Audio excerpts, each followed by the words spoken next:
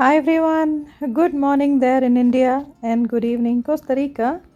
Welcome back to my channel Pavitra Vlogs on Wheelchair. எல்லாரும் எப்படி இருக்கீங்க? ஆமாங்க, கிட்டத்தட்ட ஒரு மாதத்துக்கு அப்புறமா ஒரு ஃபுல் vlog ஷேர் பண்ண ஆரம்பிச்சிருக்கேன். Yes, I am back to Costa Rica and it's been like around 2 weeks now. So நடுவில் வந்து கொஞ்சம் உடம்பு சரியில்லை, அதுக்கப்புறம் கொஞ்சம் ஸ்கெட்யூல் பிஸியாக இருந்தது, ஜெட் லாக் அப்படி இப்படின்னு இருந்தது. அதனால் ஷார்ட்ஸ் வீடியோ மட்டும்தான் ஷேர் பண்ணியிருந்தேன். ஸோ இங்கே வந்து ஒரு சிம்பிளான என்னுடைய விநாயகர் சதுர்த்தி vlog ஷேர் பண்ணியிருக்கேன். ஒரு ஸ்மால் வீடியோ தான், கண்டிப்பாக பாருங்கள்.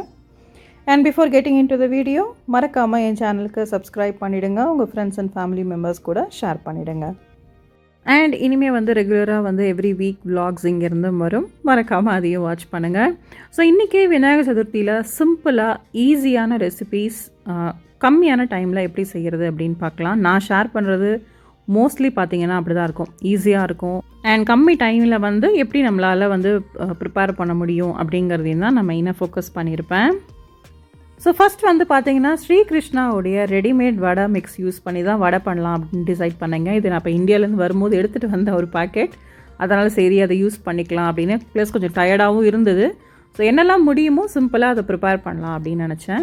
ஸோ இந்த வடை மிக்ஸில் ஒரு டேபிள் ஸ்பூன் அரிசி மாவு மட்டும் கொஞ்சம் ஆட் பண்ணிவிட்டு கொஞ்சமாக தண்ணி தெளித்து அதை நம்ம கொஞ்சம் நேரம் சோக் பண்ணி வச்சிடணும். அதாவது கொஞ்சம் நேரம் ஊற விட்டோம் அப்படின்னா அது ப்ராப்பரான நம்ம பருப்பு வடைக்கு பண்ணுற அந்த மாவு மாதிரி ஆகிடும். ஸோ தண்ணி மட்டும் இதில் பார்த்து தெளித்து நான் வந்து ஆட் பண்ணிக்கிட்டேன். அதில் இன்ஸ்ட்ரக்ஷன்ஸ் கொடுத்துருக்காங்க, பட் அதில் கொடுத்துருக்கிற மாதிரியே பர்ஃபெக்டாக வந்து பண்ணோன்னா கரெக்டாக வருமானு எனக்கு தெரியல. நீங்கள் கொஞ்சம் நம்மளுமே வந்து திங்க் பண்ணி கொஞ்சம் ப்ரிப்பேர் பண்ணிக்க வேண்டியதாக இருந்தது. ஆனால் நம்ம வீட்டில் வந்து ஊற வச்சு பண்ணுற அடமாவு மாதிரிலாம் அது வடை மாவு மாதிரிலாம் இது இருக்காது. கொஞ்சம் ரெடிமேட் அப்படிங்கிறது நமக்கு தெரியும். பட் ஸ்டில் இந்த மாதிரியான அவசர டயத்துக்கு நம்ம வந்து கண்டிப்பாக இந்த மாதிரி ப்ரிப்பேர் பண்ணிக்கலாம். ஸோ அது ஊறுற டைமில் நான் வந்து குழக்கட்டைக்கு ரெடி பண்ணிக்கலாம் அப்படின்ட்டு இங்கே நம்ம யூஸ்வலாக இருக்கும் இல்லையா, பேக்கெட் அரிசி மாவு, அணில் அரிசி மாவு, இல்லை குழக்கட்டை மாவு எது இருந்தாலும் ஓகே, அதை எடுத்துக்கோங்க. ஸோ மெஷரிங் கப்பில் கிட்டத்தட்ட ஒரு 2 கப் வந்து நான் எடுத்திருக்கேன் குழக்கட்டை மாவு. கொஞ்சமாக சால்ட் ஆட் பண்ணியிருக்கேன். அண்ட் கூடவே வந்து ஒரு டேபிள் ஸ்பூன் நல்லெண்ணெயை ஆட் பண்ணியிருக்கேன். ஸோ ஜென்ரலாக வந்து பார்த்தோம் அப்படின்னா நிறைய பேர் அது அடுப்பில் வந்து மாவை போட்டு நல்லா கலக்கி அதுக்கப்புறம் பண்ணுவாங்க. நான் வந்து சிம்பிளாக வந்து டைரெக்டாக ஹாட் வாட்டர் அப்படியே ஆட் பண்ணி மட்டும்தான் பண்ணியிருக்கேன். ஸோ கிட்டத்தட்ட ஒரு 2 கப்பு 2.5 கப் மாவுக்கு ஒரு 1.25 கப்பு கிட்ட ஹாட் வாட்டர் தேவைப்பட்டுச்சு. ஸோ அதை மெஷரிங் கப்லேயே தான் நான் பண்ணுவேன். ஏன்னா நமக்கு இதெல்லாம் கொஞ்சம் தப்பாகிடுச்சுன்னா நம்மளால் எதுவும் மாற்றவும் முடியாது, டேஸ்ட் பண்ணியும் பார்க்க முடியாது. ஏன்னா இதெல்லாம் நைவேத்தியத்துக்கு வைக்க வேண்டியது இல்லையா, அதனால் ஓரளவுக்கு மெஷரிங் கப் யூஸ் பண்ணால் அது பெட்டராக இருக்கும்.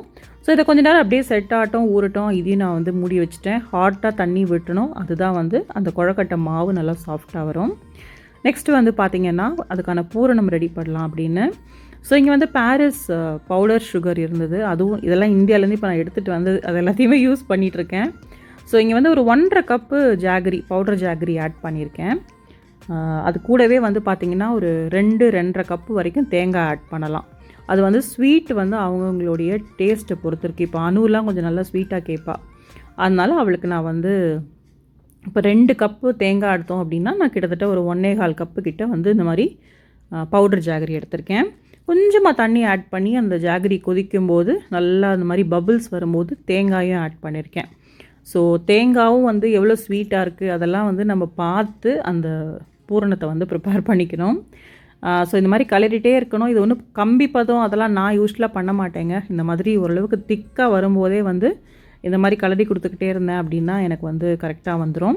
ஸோ ஒரு 10 ஏலக்காய் வந்து பாட்ஸ் அது வந்து உரித்து வச்சுருந்தேன், அதை அப்படியே ஆட் பண்ணிட்டேன்.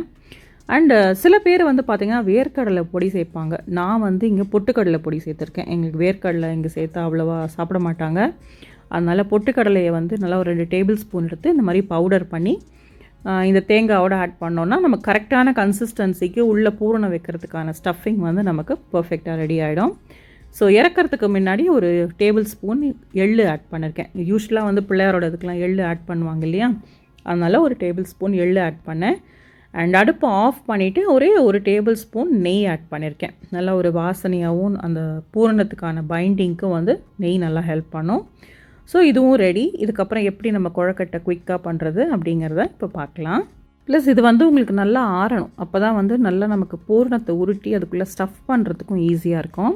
ஸோ இங்கே பார்த்திங்கன்னா மாவு கரெக்டான டெக்ஸ்சரில் நல்லா சாஃப்டாக வந்திருக்கு. அதுவும் இந்த அணில் அரிசி மாவு ரொம்பவே நல்லாயிருக்குங்க. நான் இப்போ தான் ஃபர்ஸ்ட் டைம் இது எடுத்துகிட்டு வரேன். லாஸ்ட் டைம்லாம் நான் வேறு ஒரு பிராண்ட் எடுத்துன்னு வந்திருந்தேன்.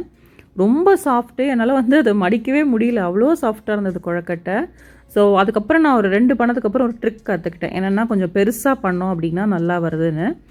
அண்டு கொஞ்சம் நல்லெண்ணெய் கையில் தோச்சிட்டு இந்த மாதிரி நல்லா உருட்டிட்டு இந்த மாதிரி கப்பு பண்ணிவிட்டு நிறைய பூரணம் வச்சு நான் அந்த மாதிரி பெரிய பெரிய கொழக்கட்டையாக பண்ணிட்டேன். ஏன்னா எப்படி இருந்தாலும் இங்கே ஸ்வீட் அவ்வளோவா வந்து சேல்ஸ் ஆகாது.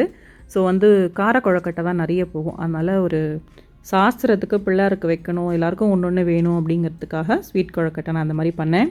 அண்ட் நான் யூஸ்வலாக மோல்டெல்லாம் யூஸ் பண்ணி பூரண கொழக்கட்டை பண்ணதே இல்லைங்க. நான் கையாலேயே இந்த மாதிரி கப்பு மாதிரி பிடிச்சி அப்படியே வச்சு எனக்கு பழக்கம். அது பண்ண பண்ண எனக்கு ப்ராக்டிஸும் ஆகிடுச்சு. அதனால் ஸோ இந்த மாதிரி இட்லி பிளேட்டில் வந்து அடுக்கியாச்சு. அம்மணி கொழக்கட்டைக்கு குட்டி குட்டியாக உருட்டி அதையும் ஒரு பிளேட்டில் அடுக்கியாச்சு. அதுக்கப்புறம் அது 15 மினிட்ஸ் கிட்ட ஸ்டீம் பண்ணோம். நான் அதெல்லாம் வீடியோ எடுக்கலைங்க, ஏன்னா இது எல்லாேருக்கும் தெரியும். 10 to 15 மினிட்ஸ் கிட்ட அதை நம்ம ஸ்டீம் பண்ணியாச்சு. அது ஸ்டீம் ஆகிற டயத்தில் நம்ம வடை மாவு ரெடி பண்ணி வச்சுருந்தோம் இல்லையா? இந்த வடை மாவில் நான் கொஞ்சமாக வந்து தோசை மாவு ஆர் இட்லி மாவு, எது உங்கள்கிட்ட திக்காக வந்து ஃப்ரெஷ்ஷாக இருக்கணுங்க, புளிச்சிருக்கக்கூடாது. அந்த திக்கான இட்லி மாவு எடுத்து ஒரு கரண்டி ஆட் பண்ணியிருக்கேன் இந்த வடை மாவில். ஏன்னா எனக்கு எப்படி ஃபீல் ஆச்சுன்னா, ரெடிமேடு மாவு அப்படிங்கிறதுனால அது மாதிரி ட்ரைனஸ் அதிகமாக இருந்த மாதிரி இருந்தது. ஸோ அதை கொஞ்சம் சாஃப்ட் பேட்டராக வந்து மாற்றி வடை தட்டுறதுக்காக நான் இட்லி மாவு ஆட் பண்ணியிருக்கேன். ஸோ வெங்காயம், பச்சை மிளகா இதெல்லாம் கொஞ்சம் கொஞ்சம் போட்டேன். பட் நைவேத்தியம் பண்ணுறதுக்கு வந்து தனியாக எடுத்து வச்சுட்டேன். அதில் வந்து வெங்காயம் போடாத மாவில் அது தனியாக போட்டாச்சு. இது வந்து சும்மா நாங்கள் ஸ்நாக்ஸ் மாதிரி ஈவினிங் சாப்பிட்றதுக்காக பண்ணதுனால கொஞ்சம் வெங்காயம், பச்சை மிளகா, காரப்பொடி, உப்பு இதெல்லாம் எக்ஸ்ட்ரா கொஞ்சமாக ஆட் பண்ணிவிட்டு நான் வந்து போட்டு எடுக்க போகிறேன். அண்ட் நல்லாவே வடை தட்ட வந்ததுங்க. நம்ம ரெகுலராக நம்ம வீட்டில் கடலைப்பருப்பு ஊற வச்சு தட்டுவோம் இல்லையா, அதே மாதிரி நல்லாவே வந்தது. எனக்கு ஆடட் ப்ளஸ் பாயிண்ட்டாக தோணினது வந்து இந்த இட்லி மாவு ஆட் பண்ணது தான். ஸோ டெக்ஸ்சர் வந்து நல்லாவே வந்தது. எனக்கு கொஞ்சம் கிறிஸ்பியாகவும் சாஃப்டாகவும் ரெண்டு மாதிரியும் இருக்கணும் அப்படிங்கிறதுக்காக நான் வந்து ஆட் பண்ணேன். இன்கேஸ் உங்கள் கிட்டக்க வந்து இந்த மாதிரி இன்ஸ்டன்ட் வடை பேட்டர் மிக்ஸ் இருக்குது அப்படின்னா கண்டிப்பாக உங்ககிட்ட இட்லி மாவு இருந்தால் அதை ஆட் பண்ணி பாருங்கள், நல்லாவே வரும். ஏன்னா நம்ம அரைக்கிறதுக்கும் அது பேக்கெட்டில் போட்டு வச்சதில் தண்ணி விட்டு மிக்ஸ் பண்ணுறதுக்கும் உங்களுக்கு கொஞ்சம் டிஃப்ரென்ஸ் நிச்சயம் இருக்கும் நமக்கு. ஸோ அந்த ரஃப்னஸ் அண்ட் ஹார்ட்னஸை வந்து நான் வந்து மேனேஜ் பண்ணுறதுக்காக இந்த மாதிரி பண்ணேன். அண்ட் ரொம்பவே நல்லா வந்தது. கண்டிப்பாக நீங்களும் வந்து இதை ட்ரை பண்ணி பாருங்கள். அண்ட் யூஸ்வலாக வந்து நம்ம எவ்வளோ எண்ணெய் வைக்கிறோம், அந்த எவ்வளோ பெரிய பாத்திரத்தில் வைக்கிறோம் அதெல்லாம் பொறுத்து தான். எனக்கு கிட்டத்தட்ட ஒரு 4-5 ஈடு வந்தது. அது ஏன்னா எனக்கு வந்து பெரிய பெரிய வடையாக போடுறத விட நான் யூஸ்வலாக இந்த மாதிரி சின்ன சின்ன சைஸில் வந்து வடைகள் போடுறது, மினி வடைஸ் போடுறது தான் ப்ரிஃபர் பண்ணுவேன். அண்ட் ரொம்பவே நல்லா வந்தது. அண்ட் லாஸ்ட்டாக வந்து பார்த்திங்கன்னா அம்மணி கொழுக்கட்டை. யூஸ்வலாக நம்ம தேங்காய் அதெல்லாம் போட்டு தானே இந்த அம்மணி கொழுக்கட்டை பண்ணுவோம். இது சிம்பிளான ஒரு அம்மணி கொழுக்கட்டை தாளிப்பு தான். ஒரு டேபிள் ஸ்பூன் எண்ணெயில் கொஞ்சமாக கடுகு, கொஞ்சோண்டு சில்லி ஃப்ளேக்ஸ். இது வந்து அணுவுடைய ஃபேவரட் அப்படிங்கிறதுனால அவள் தான் இதை நான் சொல்ல சொல்ல பண்ணான். அதனால் ரொம்ப ஈஸியாக பண்ணியாச்சு. கொஞ்சமாக பெருங்காயப்பொடி, அதுக்கப்புறமா வேக வச்ச மினி கொழுக்கட்டை. இதுதான் வந்து இங்கே ரொம்ப டிமாண்ட் அதிகமாக இருக்கும். பிகாஸ் இதான் அவங்களுக்கு பிடிக்கும் ஸ்வீட்டை விட. அதனால் இதை நான் அவளை பண்ண சொன்னேன். ஸோ அந்த அம்மணி கொழுக்கட்டை போட்டுட்டு லைட்டாக டாஸ் பண்ணோடனே நம்ம வீட்டில் அரைச்சிருப்போம் இல்லையா தோசை மிளகா பொடி, இட்லி பொடின்னு சொல்லுவோம், அதை மட்டும் நீங்கள் 2 டேபிள் ஸ்பூன் ஆட் பண்ணுங்கள். இதுக்கு தேங்காய் ஏதாவது வறுத்து அரைக்கணும், சுண்டல் பொடி அப்படிலாம் எதுவுமே இல்லை. இன்ஸ்டண்ட்டாக வந்து நம்ம செய்யக்கூடியது. கொஞ்சோண்டு இந்த மாதிரி தோசை மிளகா பொடி ஆட் பண்ணிவிட்டு பண்ணோம் அப்படின்னா சூப்பராகவே இருக்கும். ஸோ இதுவும் வந்து ரெடி ஆகிடுச்சுங்க. சிம்பிளான கொழுக்கட்டை, 2 டைப் ஆஃப் கொழுக்கட்டை அண்ட் வடை இது எல்லாமே ரெடி ஆகிடுச்சு. இதுக்கப்புறமா வந்து ஈவினிங்கில் நான் வந்து எங்களுடைய கார்டனில் வந்து பூ எடுக்கலாம் அப்படின்னு போயிருந்தேன். நல்ல மழைங்க அன்றைக்கி. ஆக்சுவலாக இங்கே ஈவினிங் செம்ம மழை பெஞ்சுது. அண்டு யூஸ்வலாகவே வந்து பார்த்திங்கன்னா என்னுடைய கார்டன்லேயே சில பூ இருக்கும், அந்த அடுக்கு செம்பருத்திலாம் இருக்கும். பட் எனக்கு வந்து இந்த எல்லோ கலர் செம்பருத்தி எடுக்கணும் அப்படின்னு ரொம்ப ஆசையாக இருந்தது. ப்ளஸ் இங்கே நிறைய வளர்ந்துருக்கு, இப்போ சீசன் இங்கே அந்த மாதிரி. அதனால் எங்களுடைய காண்டோக்குள்ளேயே இது வளர்ந்ததுனால நான் வந்து ஃப்ளவர்ஸ் பிக் பண்ணிக்கிட்டேன். அண்ட் இந்த ஜாய்ஸ்டிக் வீல் சேர் பற்றியும் இதை எப்படி நான் ஃப்ளைட்டில் போட் பண்ணேன், இந்த டீட்டெயில்ஸ் எல்லாமே வந்து நிறைய பேர் எனக்கு மெசேஜ் பண்ணி கேட்டுகிட்டே இருக்கீங்க. கண்டிப்பாக இதுக்கான டெடிக்கேட்டடான ஒரு vlog வந்து நான் போடுறேன். ஏன்னா நான் யூஸ் பண்ணிகிட்ருக்கேன் இப்போது. So I can really know how it works. Also நான் வந்து ஃப்ளைட்டில் இது எப்படி எடுத்துகிட்டு வந்தேன், இந்த மாதிரி எல்லா டீட்டெயில்ஸ்க்கும் தனியாக ஒரு vlog எடுத்து நான் உங்களுக்கு போடுறேன். அப்போ தான் வந்து உங்களுக்கு இன்னும் பெட்டராக புரியும். So I will definitely share it, please wait. So அதுக்கப்புறம் நான் இதுவும் இந்தியாவிலேருந்து எடுத்துகிட்டு வந்தேங்க. இது வந்து அந்த இன்ஸ்டன்ட் வீக்கோ டர்மரிக் மாதிரியே சந்தனம் வந்து உங்களுக்கு மிக்ஸ் பண்ணி வச்சுருந்தாங்க. லைட்டாக பன்னீர் அண்ட் வாட்டரில் மிக்ஸ் பண்ணி இந்த மாதிரி டியூப்பில் போட்டிருந்தாங்க. எனக்கு ரொம்ப பிடிச்சிருந்தது. ரொம்ப ஈஸியாகவும் இருந்தது, நல்ல ஸ்மெல் சூப்பராக இருந்தது. ஸோ சுவாமி ஃபோட்டோ எல்லாத்துக்குமே வந்து நான் சந்தனம், குங்குமம், விபூதி இதெல்லாம் வச்சுட்டு மெயினாக பிள்ளையார்பட்டி போயிருந்தேன். நான் இப்போ இந்தியா போயிருக்கும்போது என்னோடய இந்தியா விலாகில் பார்த்தீங்கன்னா தெரிஞ்சிருக்கோம். ஸோ அந்த பிள்ளையார் எனக்கு பிள்ளையார் ரொம்ப ரொம்ப பிடிக்குங்க. டெடிக்கேட்டடாக நிறைய பிள்ளையார் என்கிட்ட கலெக்ஷன்ஸ் வந்து இருக்கும். காரில் இருக்கும், வீட்லேயும் இருக்கும், என்னுடைய பேக்கில் இருக்கும், என்னுடைய ட்ராவல் லக்கேஜில் இருக்கும், எல்லாத்துலேயுமே இருக்கும். ஸோ இந்த மாதிரியெல்லாம் வச்சுட்டு அதுக்கப்புறமா வந்து விளக்கு ஏற்றிட்டேன். விளக்கு வந்து பார்த்திங்கன்னா இது வந்து ஈக்கோ ஃப்ரெண்ட்லி அந்த வாட்டர் விளக்கு இருக்கு இல்லையா, லேம்ப்பு, அது நான் மீஷோலேருந்து வாங்கியிருந்தேன் இந்தியாவிலேருந்து வரும்போது. ஸோ ஜஸ்ட்டு ஒரு டேபிள் ஸ்பூன் வாட்டர் ஆட் பண்ணால் போகிறோம், உங்களுக்கு வந்து இந்த மாதிரி இன்ஸ்டண்ட்டான ஒரு லேம்ப் வந்து எரியும்.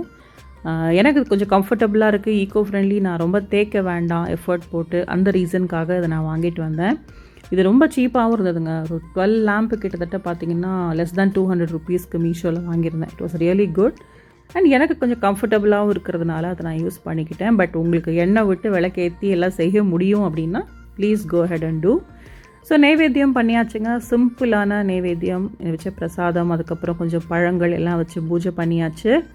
ஸோ இப்படி தான் என்னுடைய back to Costa Rica first celebration வந்து பார்த்திங்கன்னா பிள்ளையார் சதுர்த்தி தான். ஸோ கொஞ்சம் லேட்டாக ஷேர் பண்ணியிருந்தாலுமே நீங்களும் இந்த ரெசிபீஸ் எல்லாம் இப்போ வரப்போகிற பூஜா ஹாலிடேஸ் இருக்கு இல்லையா, சரஸ்வதி பூஜை, ஆயுத பூஜை, அது மாதிரி எல்லாத்துக்கும் உங்களுக்கு எது பிடிச்சிருக்கோ அதை ட்ரை பண்ணி பார்த்துட்டு எப்படி இருந்தது அப்படின்னு சொல்லுங்கள். Okay friends, thank you so much for வாட்சிங் திஸ் vlog with me. இந்த ஷார்ட் vlog உங்களுக்குலாம் பிடிச்சிருக்கும்னு நம்புகிறேன். See you all soon in my next vlog. Take care and bye-bye.